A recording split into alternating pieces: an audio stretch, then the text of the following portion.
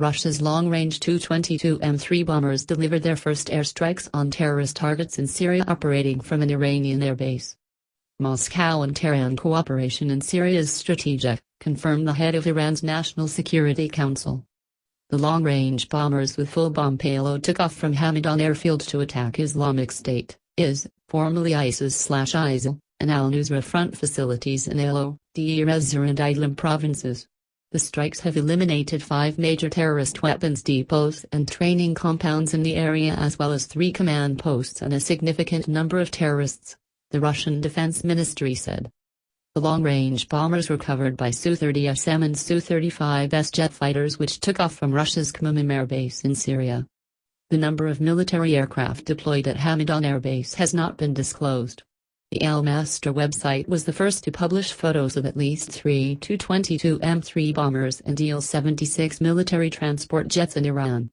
Moscow and Tehran signed a military agreement allowing Russian aircraft to station at Hamadan Airport in western Iran. Tehran has agreed to share its military facilities and capacities with Moscow, confirming dedication to strategic cooperation in fighting against terrorism in Syria.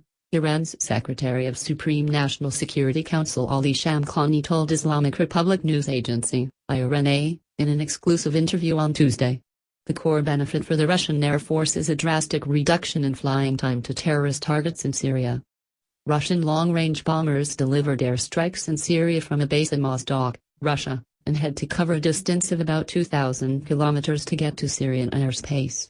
Now that distance is reduced to some 700 kilometers, so time-sensitive airstrikes can be delivered immediately and more cheaply. As for Khmeimim Air Base in Syria's Latakia province, used by Russian task force since September 2015 to deliver airstrikes against Islamic State, formerly ISIS/ISIL, its airstrip is not suitable for the heavy Tu-22M3. But that is subject to change, as Damascus granted Moscow permission to station a permanent military airbase at Khmeimim, and the Russian Air Force is preparing to thoroughly refurbish and modernize the airfield, so it will be able to accommodate all types of military aircraft in the near future. Military cooperation between Iran and Russia is developing rapidly. In January this year, Moscow and Tehran signed military cooperation deal that implies wider collaboration in personnel training and counterterrorism activities. Russia's Defense Minister Sergei Shoigu and his Iranian counterpart Brigadier General Hossein Dagan signed the document during a visit by Russia's top brass to the Iranian capital. On Monday, Russian media reported that Moscow has once again requested Iran and Iraq to allow cruise missiles to fly through their respective airspace to deliver strikes on terrorist targets in Syria. Also on Monday, Russia launched tactical naval drills in the Mediterranean and Caspian Seas. The warships taking part in the exercise are to engage in live artillery and missile fire under simulated battlefield conditions. The Mediterranean force includes 2 fast attack-guided missile craft, both armed with Calibre NK cruise missile complexes equipped with 8 missiles each.